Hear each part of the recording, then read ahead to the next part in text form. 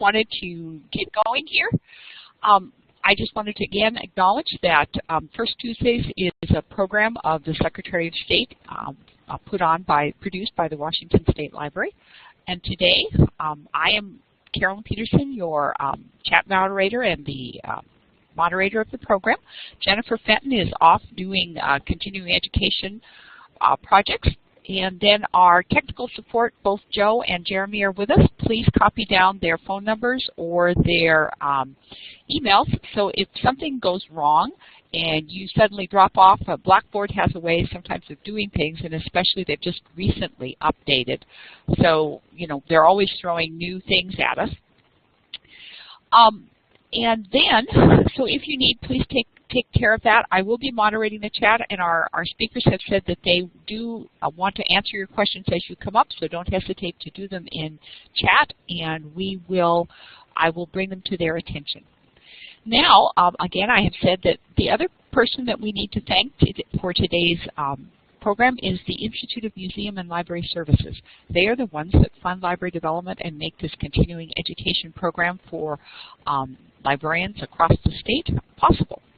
One last bit of administrative information that we need. The OFM asks us, whenever we put on a program, to please type, and if you would do this in chat, I would appreciate it, your name and the library or organization that you're with. And if once you do that, and if I can see once you start doing that, the little box pops up and we can see where it is. If you would do that, we'd much appreciate it. I see Gina do it, I see Lori do it, and Melissa, if you could jump on. Oh, great, Gina. Thank you. So other folks may be joining us, in which case I will ask them to do that. So we are going to get started now. We have the Legacy Project. We have two presenters with us today. First, Tracy Rebstock. She has a BA in History from the University of Cincinnati, and she got her librarian degree from Kent State University, and she has a master's in Public History from Eastern Washington University. And before coming to archives, she was a librarian for both public and academic libraries. And she's been working at the Washington State Archives since 2011. First, she was a student intern at the Digital Archives, and then a temporary employee, and then finally, in 2013, she took a permanent job as the archivist for the Southwest Regional Branch of the Washington State Archives. Our other presenter is Lori Larson, and she is the senior researcher for the Legacy Project. And this focuses on oral histories and biographies, as well as historical exhibits. She loves to dig up facts to help tell a story better. And Lori has been with the Office of the Secretary of State since 2001. She worked for the Legislative Oral History Program, and she has a degree in History and Sociology from the Evergreen State College. And so with no further ado, we'll say thank you, and we will say to folks that this program will be archived, and lots of folks will probably come in and listen to it after the fact. So with no further ado, I'm going to turn it over to Lori and Tracy. Thank you. Thank you, Carolyn. I'm excited to be with you all today and share with you a little bit about the Legacy Project, which focuses primarily on oral histories and biographies with fascinating newsmakers around the state to educate the public and students. We are a program under the Office of the Secretary of State, just like the State Library is. And we're actually housed in the State Library. So what a fabulous place to be. We have all of these amazing resources at our fingertips, including librarians. We've been in existence as the Legacy Project since 2008. And we distribute our oral histories and biographies to libraries around the state. We make them available to classrooms, and also we provide them for free online. So everyone that I will be discussing here today with you is on our website. Subjects include statewide office holders, congressional leaders, judges and justices, and remarkable citizens from all walks of life. We have done a few activists as well. Many in the face of controversy and the most challenging circumstances, and they refused to give up and inspired change. One of those people is Mrs. Lillian Walker, who came to us just as a suggestion from someone in her community. She wasn't really recognized around the state, but she was sure known in Bremerton, Washington, where she's from. She was fighting for civil rights long before Martin Luther King Jr. professed his dream. And she taught us that racism was also alive and well in the North, and not just the South, which we tend to think. She was a founding member of the Bremerton NAACP. Lillian was mom to many in her community, and one of our favorite lines from her that she shared with youth is, "Know your history." So we really appreciate that. It's my job to do the background research and transcribe the oral histories, and we have little sound bites for some of these people available online. Unfortunately, I wasn't able to get it working today, so hopefully that'll be up and running again soon. But Lillian just gives us some little snippets of what it was like in World War II era Bremerton, when tens of thousands of transplants moved to work at the shipyards and support the war effort. And that's what brought her to Washington State from Illinois. And like I said, this is a story that's not really known, but it's starting to be. And public and school libraries in Kitsap County now have Lillian's book, and they're shared by teachers in the classrooms. That's a really important thing for us, is that these stories get recognized by students as well, because there's so many different ways we can educate them about history. And oral history is just one vehicle for that. That's really important. Another activist person that we did an actual biography with, and some of you may recognize this name, is Nisqually Indian Billy Frank Jr. He was raised on the belief that salmon are at the heart of his culture. He got this from both of his parents. His father didn't have him until the age of 50. His father actually ended up living well past 100. He was the last surviving full-blooded Nisqually Indian. And Billy, he was jailed numerous times from the age of 15 on for fishing outside of what was recognized by the state to be legal. But it was so important to him and his culture that they would do anything to catch salmon and get nourishment. It was religion to them. It was many different things. So I have here something that is actually taken from an oral history project that we did not conduct, but it's housed in the state library that was really instrumental to get to understand Billy's background with his father. We have a 7-minute video I'm going to share with you here from Willie Frank Sr. himself that, like I said, is housed in the state library. And we created a video montage with it. And it was really beneficial to understanding, like I said, the background and the Native culture. This man was alive 10 years before Washington became a state. So I am going to, if all goes well, share this with you right now. Just to give you a little snippet of what it's like to listen to someone's voice and tell their story, besides just reading it. And if this does not work, please tell me in the comments.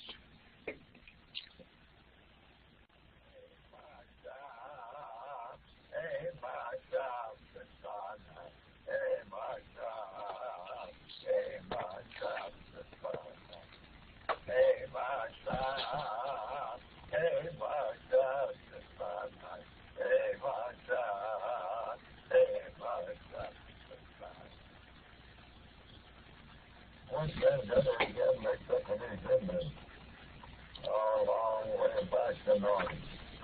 They forgot a lot of things they used to do, before white men come. A lot of half-breeds come on.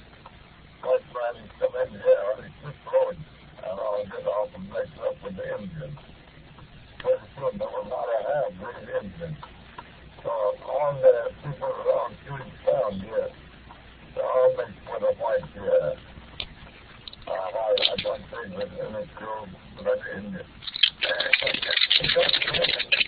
white man's he's the Great Spirit.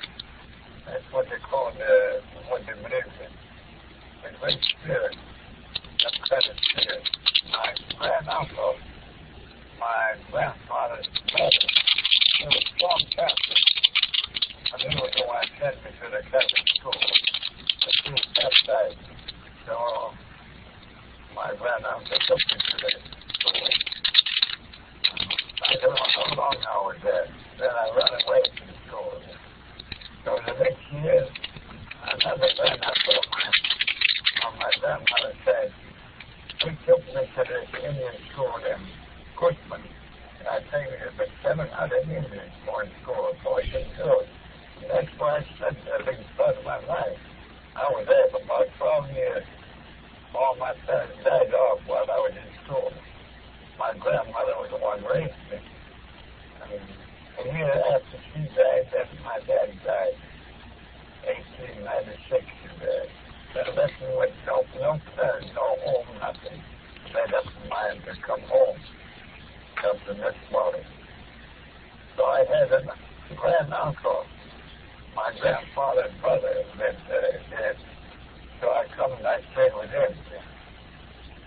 Oh, them Indians on the Twin Sound, they travel up and down Twin Sound on cruise. They didn't have no horses like when that's for the Indians. They just for the Indians, I don't know where they ever got their horses, but they all seem to have horses. Everybody had a horse.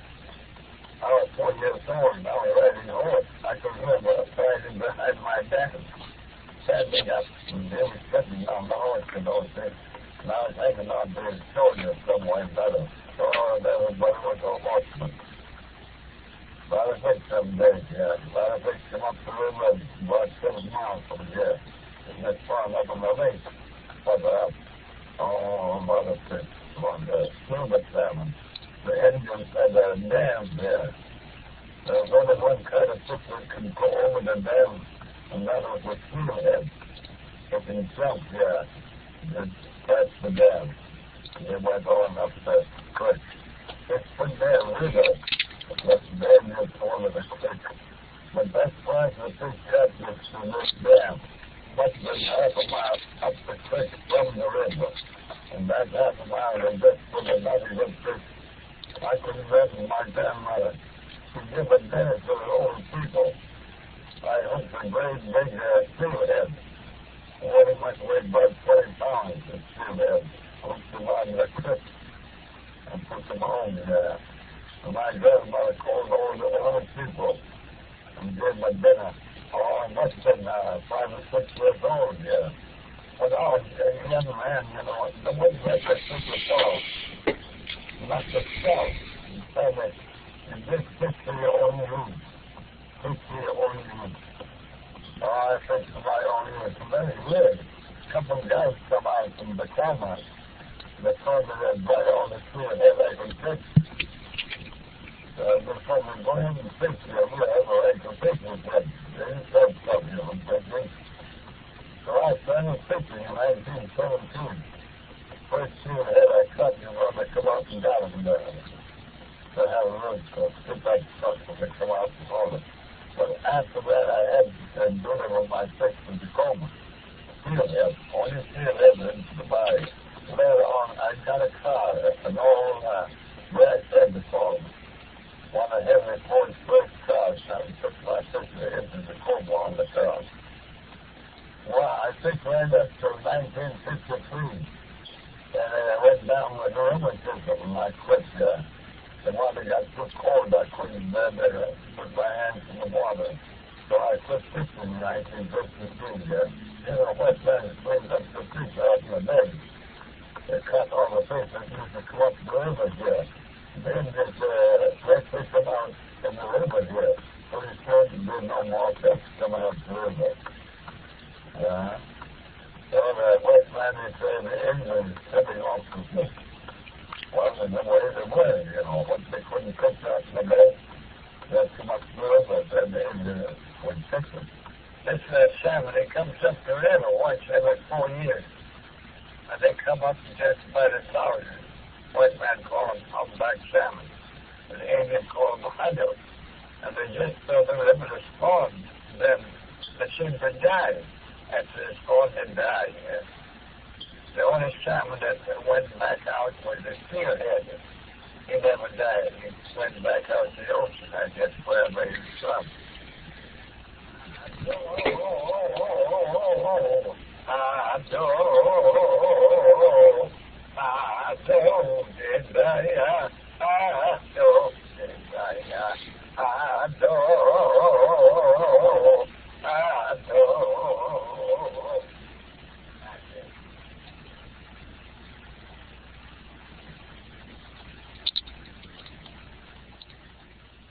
Okay, sorry that some of you couldn't see the video there. It is helpful to watch it with the video because there is words at the bottom so you're able to read what he's saying. Sometimes it can be difficult to understand. And thank you for pointing out that bolt is misspelled on my slide. That is an error.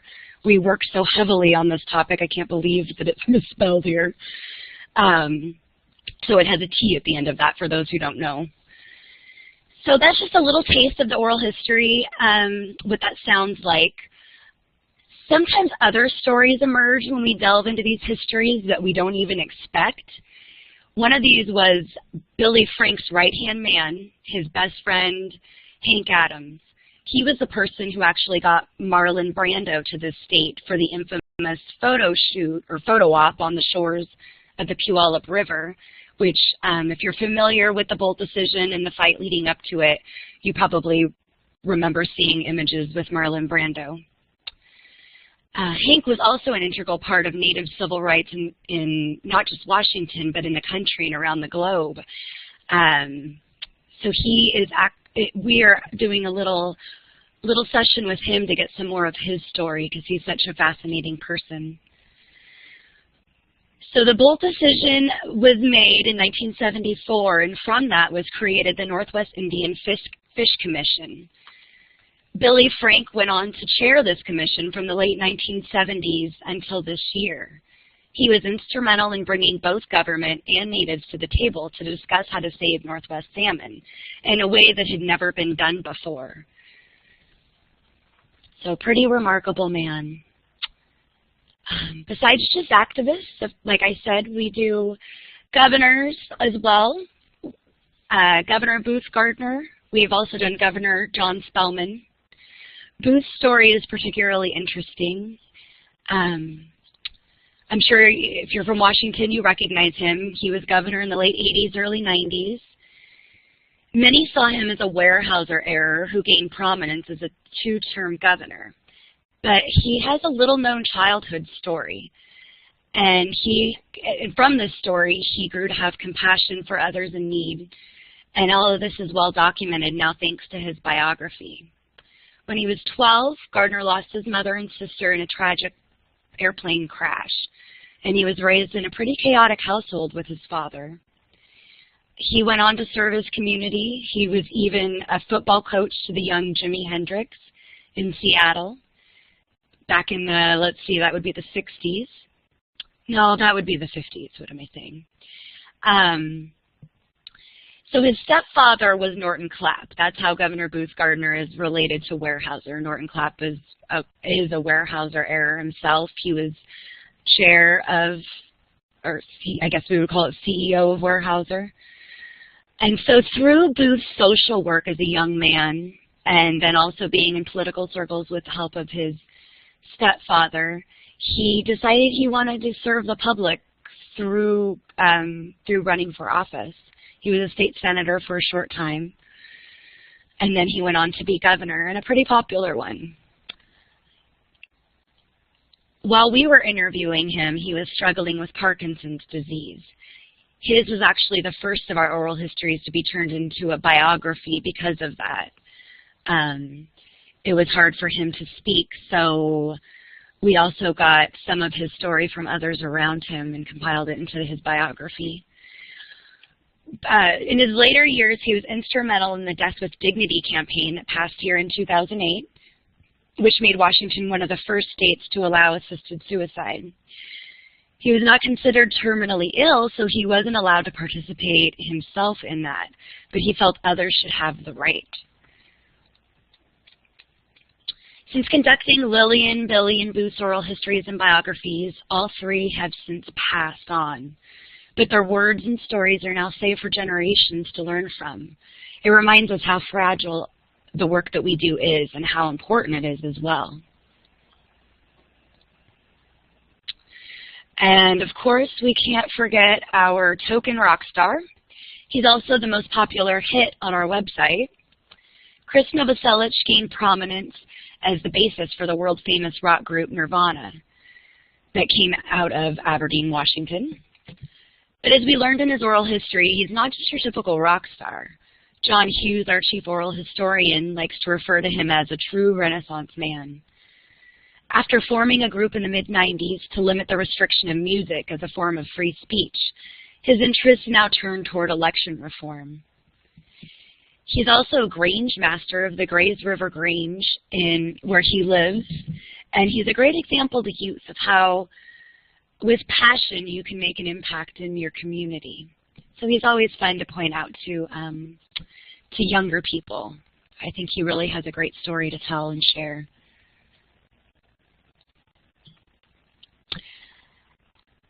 Another oral history subject that is fun to share with youth is Bonnie Dunbar. She's one of the first women astronauts in the United States. She grew up humbly on a farm in eastern Washington. She always dreamed big. She remembers Sputnik and paying attention to the big space race, and that really drew her in as a young woman. Today, Dr. Dunbar works tirelessly to support STEM programs, get children and youth interested in science and mathematics. She's actually doing this right now down in Texas. She was also, as we were interviewing her, chair of the Museum of Flight in Seattle. And she just has a great story to tell of how you can come from a farm in eastern Washington and make your way to space. It's truly an incredible one. The most recent that we did was an oral history with State Auditor Bob Graham. And we weren't interviewing him because he was State Auditor. We were interviewing him as starting a series of oral histories with World War II vets that will be released in 2015 to honor the anniversary of the end of the war. But more than just the war story, we learned a lot more from Auditor Graham.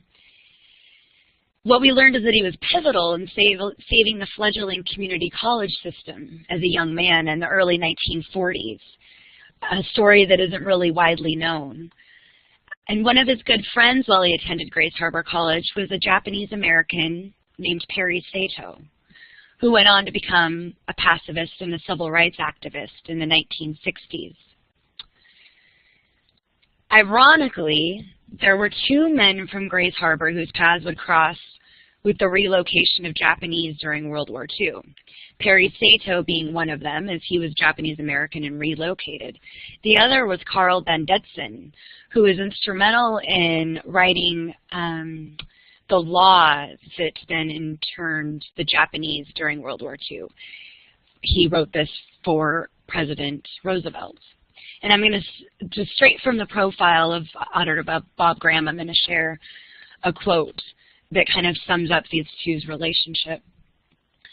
Perry Sato's story is that of a young Nisi whose country had turned against him.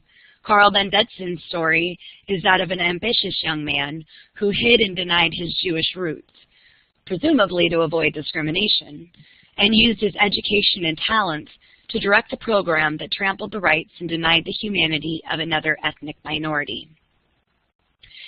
You can learn more about this story in a book titled The Colonel and the Pacifist. It really is an amazing, amazing thing, and it was taken out of Grays Harbor County, these two men. It's really remarkable. Because of Bob Graham's relationship with Perry Sato, he had a different outlook on things as he was flying cargo planes over the Pacific during World War II. So I highly recommend you looking that up on our website. So that's just a little taste of some of our oral histories of people we've interviewed. There are more on our website, and we're always working on more. And I just want to remind everyone that oral history is for everyone. Anyone can do it. It's a great way to get people in your community and your schools interested in history. In this digital age, so many of us have smartphones that have recorders right on them. I remember having a project as a kid to ask my grandmother what it was like during the Great Depression and watching her husband go off to war. For today's youth, a great question just to get them thinking and get them interested in their own family story might be, where were you when Kennedy was assassinated? So there's always people around us we can learn from and learn our past and learn our history. Secretary of State Kim Wyman conducted her first oral history this year with George Novoselic, a World War II veteran, just to get her feet wet and see what it's like to do what we do. And she has a real passion for veterans, so this was a great thing for her. And as you can see from this picture, she and George really enjoyed it. Just one question can spark a conversation. It's really, really important. One last thing I'll touch on is History Makers, which is available on our website. It's a biographical dictionary. We're adding to it all the time with the help of our volunteers. It's elected officials is mostly who's been added, but we've also added some activists, and there'll be, like I said, more and more added all the time. And it's biographical information, where they're born, who their parents are, what offices they held, affiliation, links to other things online that share their story. Just as a thing to be aware of if you're helping researchers or students learn more about individuals.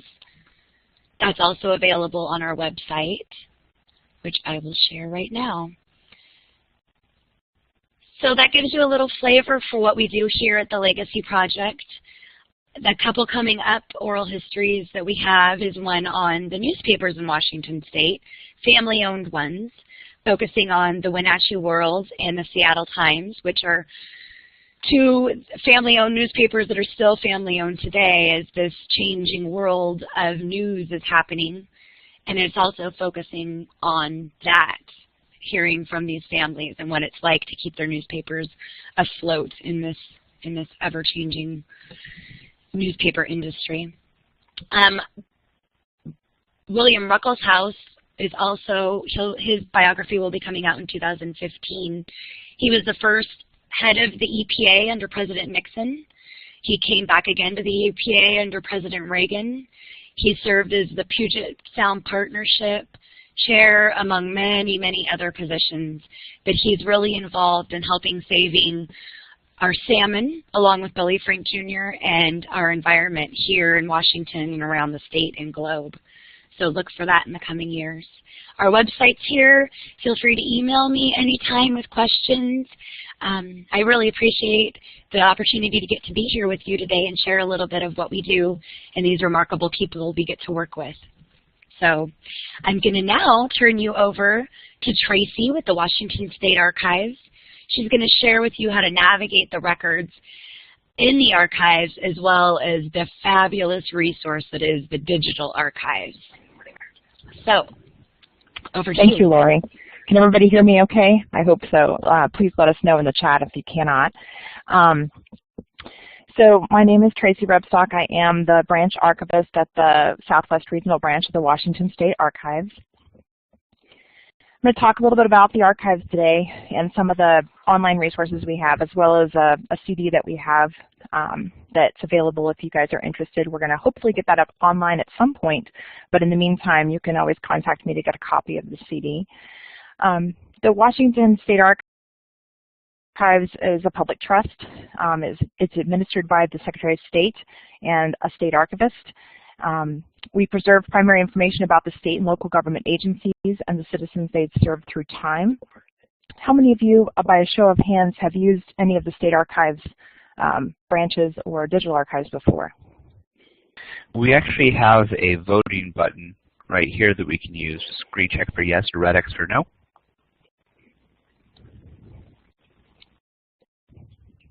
All right. All right, thank you very much. One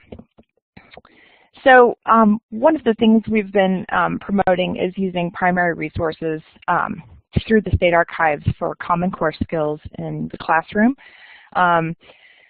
Primary research materials actually fulfill some of the Common Core, the English language and literacy standards, the reading for literature, informational text, and foundational skills, as well as the history, social studies, writing, and speaking and listening. Engaging students with primary resources helps develop help them understand main ideas, give the explicit and implicit meanings, vocabulary, argument and support, author purpose or perspective, text structure, text complexity, text relationships, and visual literacy. Primary source materials can include flyers, documents, posters, photographs, artifacts, letters, speeches, interviews, records of organizations and government agencies, audio and video recordings, maps, newspapers, and periodicals. And a lot of those we have at the State Archives. To find us, you can go to the Secretary of State's website, and I'm just doing some screenshots of some of the websites just so you can see them, although we may try one interactive here real quick. But if you go to the Secretary of State's website, we actually have a link from there under the programs and divisions. You can click on the archives link there.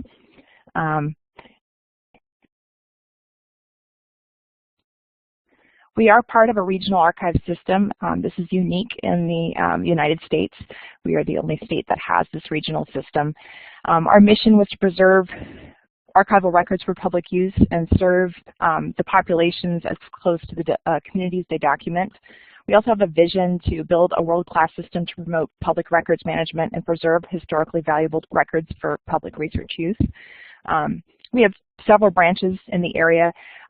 We have our branch here in Olympia that includes the State Archives and the Southwest Regional Branch. We also have a branch in Bellevue.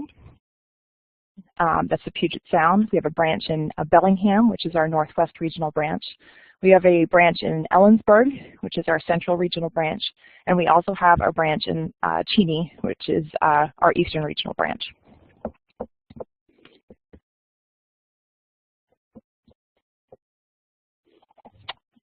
So this is our main search page. Once on our site, there's a lot of ways to access our records. Most of our records, we do have a lot of records on the digital archives, which I will touch on in just a moment, but you can do a keyword search for our records, and you can kind of get an idea. You will get hits from all over the state, actually, unless you decide you want to choose the branch that you would like to search from. And you can also just send an email to our research@sos.wa.gov, and it will be forwarded to the appropriate branch. Or my favorite feature is if you see the little red arrow there on the upper right-hand corner of the screen, you can just click on the Ask an Archivist. It is a smart email, so as you type in your question or what you're looking for, it will actually focus in on the keywords and send the email to the appropriate branch that may have the records that you're looking for. At this time, we are going to attempt doing a search together. So I'm going to try to push forward a page for you, and we'll see if this works.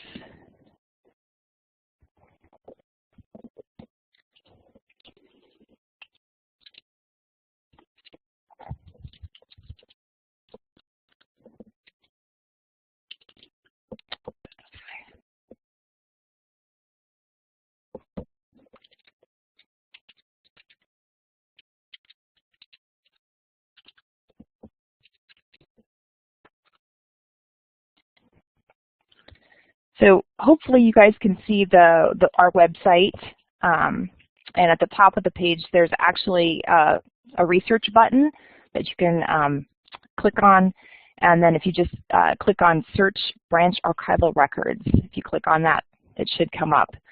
Let me know in the chat if that's not coming up for you. I also have screenshots for this as well. I'm actually going to have you, instead of having you just search for something randomly, if you guys could all search for the BOLT decision, and that's B-O-L-D-T decision. I'll just give you an example of the different types of records that come up.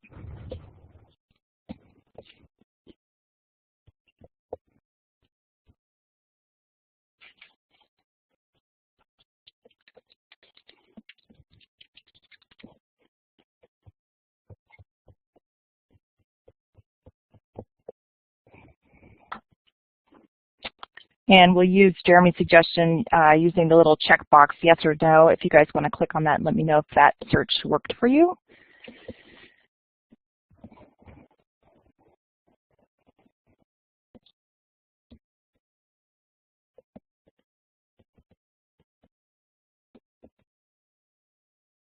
So we have a couple of people that maybe it did not work for. I'll talk a little bit about it and then I'll show you the screenshots. So what you're looking at is probably the equivalent of 1,000 cubic feet of records.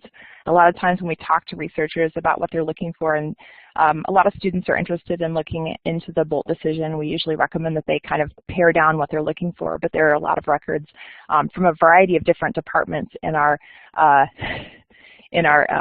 collection.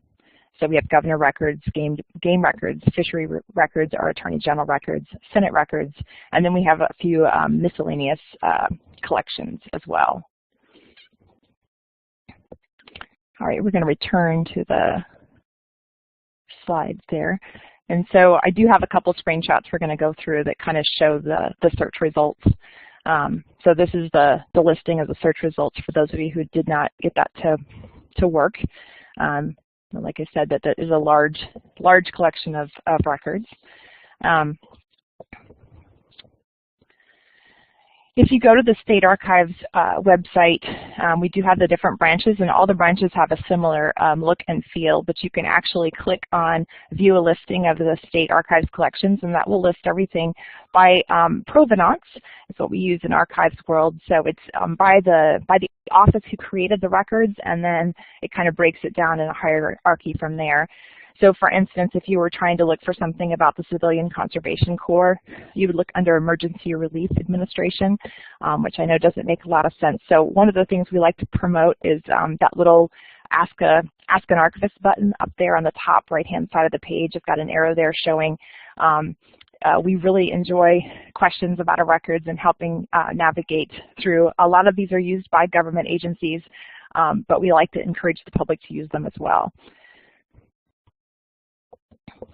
One of my big tips is if you're not sure where to start or if you need help, use the Ask an Archivist or turn to the governor's papers. Many topics in U.S. history are covered in the governor's records. We have finding aids for all the territorial governors as well as all the state governors up to Governor Gregoire. And they're often sorted by subject. There's a lot of correspondence, and so if you're looking for a particular topic, that's one of the first places I recommend librarians, teachers, or researchers to check. We also have what we call history files, which I know in the library world is sometimes the vertical file, and that is listed if you do a search under history files. It falls alphabetically further down on the page as you do. So there's a lot of other history files in our collections, but you can actually specifically check the State Archives limit to that branch. You can click on the type in the history files, and you can see all the different historical files that we have, just short snippets of information about in our collection. So we're going to talk a little bit about the digital archives. By the yes or no check, how many of you have used the digital archives?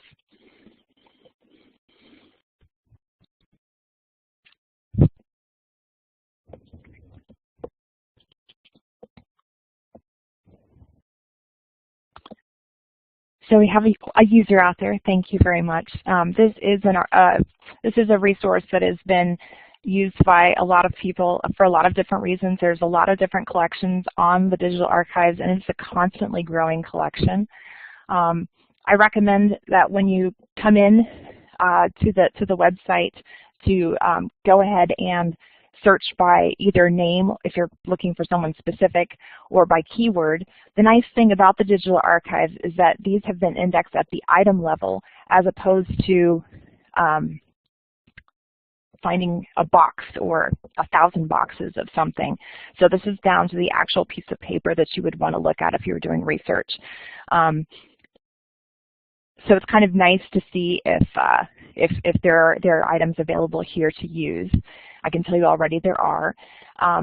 There are a lot of indexed items as well in this collection, so you will find things that do not have images attached because they have been indexed only, and you'll have to contact someone to get more additional information. Almost all of those collections have a contact information at the bottom, or you can actually click on Ask an Archivist and say that you found something on the digital archives and you'd like to know a little bit more about that collection.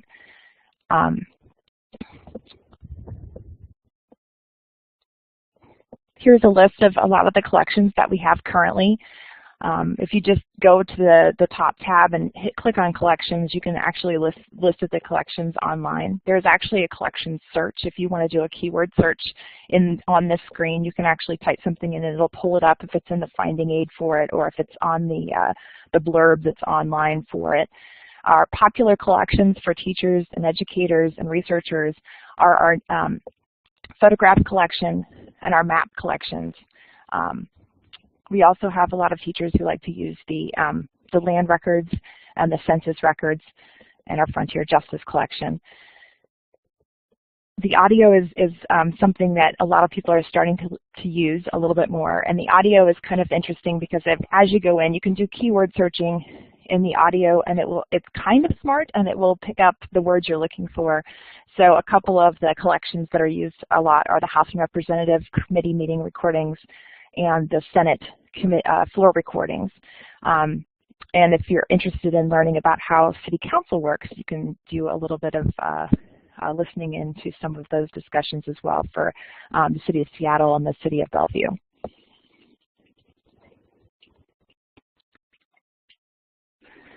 I have a couple examples of some things you can find on the digital archives and the collections to discuss. This is a section map that is in our map collection.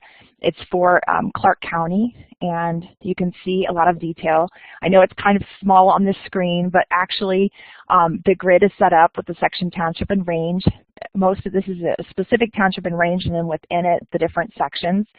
Within those sections, you actually can see who owns the property, and it is kind of color-coded a little bit. So you can see how it was broken out by property, who owns what property. Some of them even have listings of logging companies that have the area. And so it's kind of an interesting way to look and see how people were moving into the area. This map, I believe, is from 1855. No, 1865.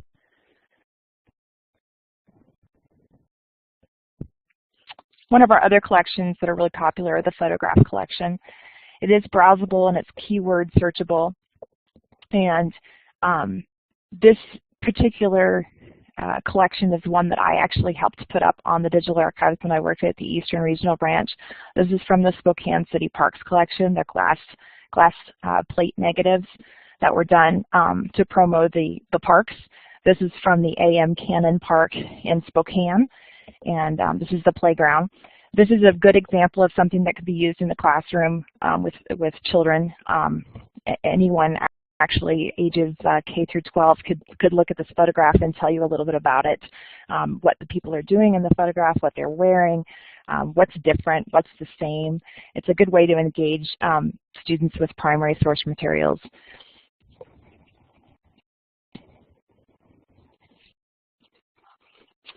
One of the other collections we've been using is this CD that we hand out. We've been doing Common Core tool training for teachers.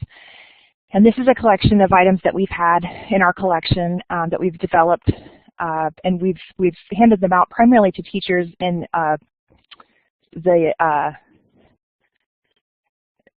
working on History Day. How many of you as librarians have worked with the History Day project in your area, by show of hands?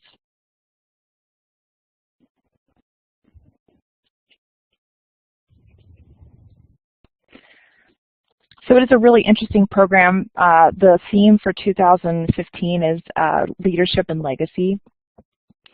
So it's a very good government kind of twist, but there's a lot of different ways this can go. But let me tell you a little bit about this collection. So this does include the Journeys to the Past and our Bicentennial Oral History project files. On the Journeys to the Past, you will find 18 topics in U.S. and Washington state history with some primary source content. Each folder will contain a narrative overview of the topic, some color images of documents, and a transcription of each document. Some of these documents are handwritten, so we do have a typed version along with some leading questions to get people to engage, students or teachers or researchers to engage with the materials. These documents provide raw materials for exploring reading skills, main ideas, diverse vocabulary, biases, structure, text relationships, information analysis, and speaking and listening skills. So for example, under the Indian Rebellion, this is a document from the Supreme Court of the territorial clerk, their cause files from 1858, and this is concerning the Lachey trial. And you can see on the left is the handwritten document, and it's a color image of that, and then on the right there's a typewritten version of it along with some leading questions that can be asked students or in the classroom. I have one other example of this collection. It's one of my favorites. It's the Prohibition one. Again, on the left you have a handwritten letter. This is a letter that a woman from Olympia wrote to the governor, Governor Lister.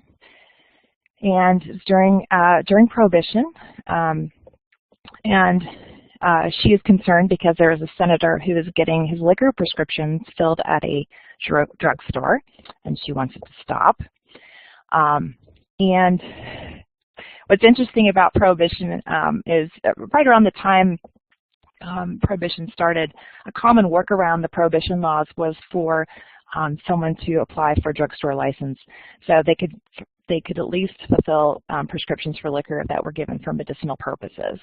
So there was a spike in applications for drugstore licenses. I know that for a fact for both Olympia and in Spokane for the days leading up to Prohibition and just right after Prohibition, so that they could still move the liquor.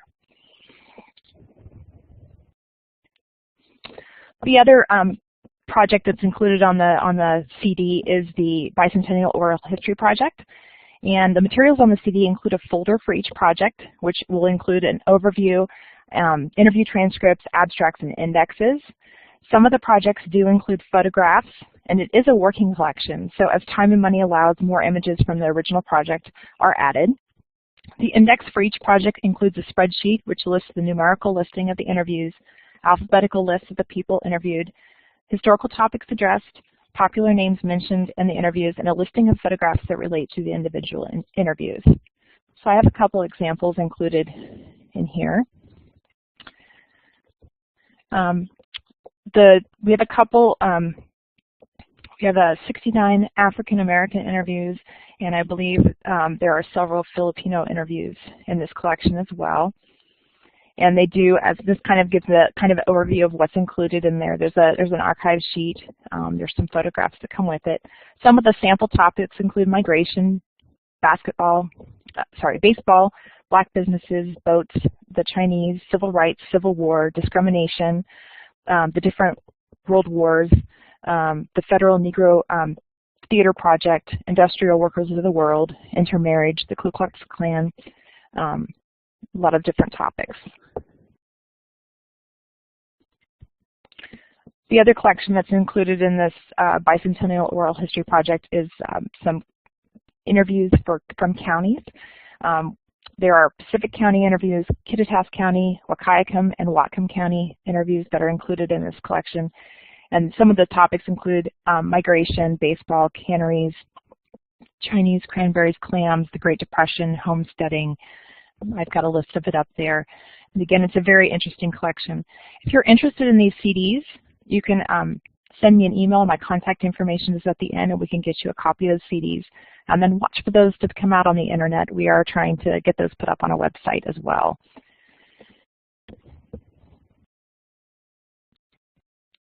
So researching in an archive is a little different than researching. If you're doing it online, it's not much different at all. You can do it anytime at all in your pajamas.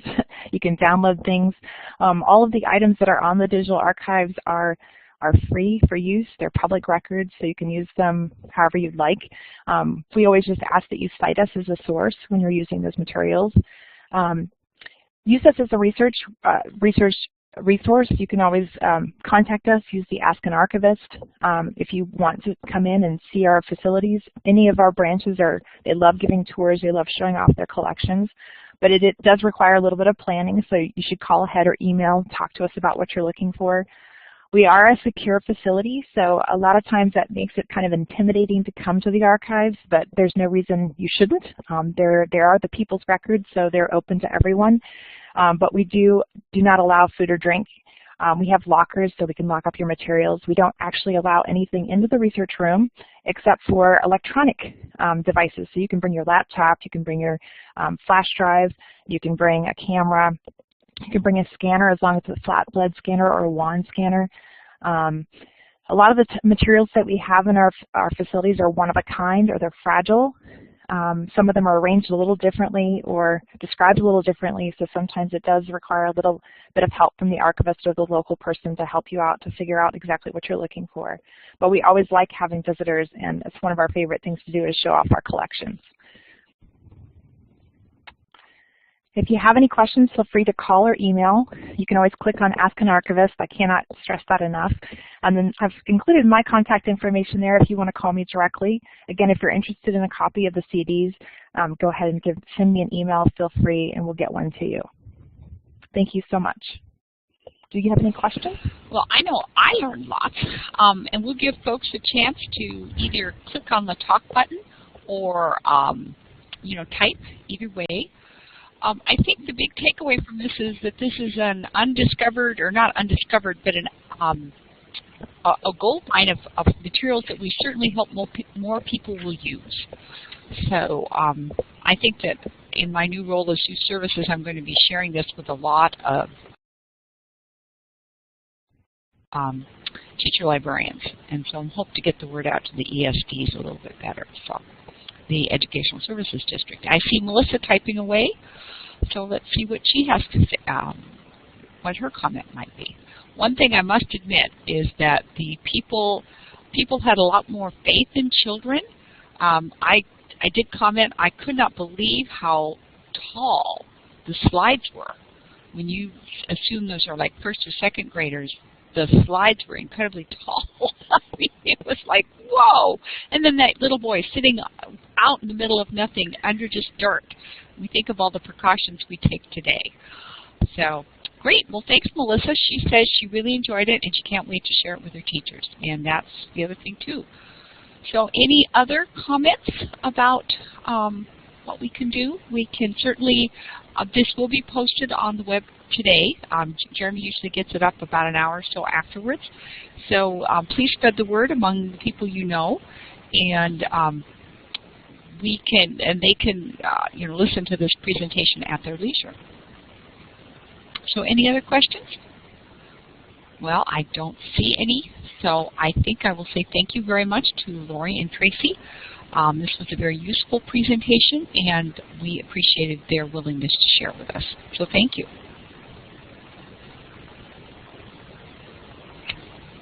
Yes, thank you very much. Lori is saying thank you, and I have okay, well, thanks, everyone, and look for more topics to come out. So, okay, great. Thank you.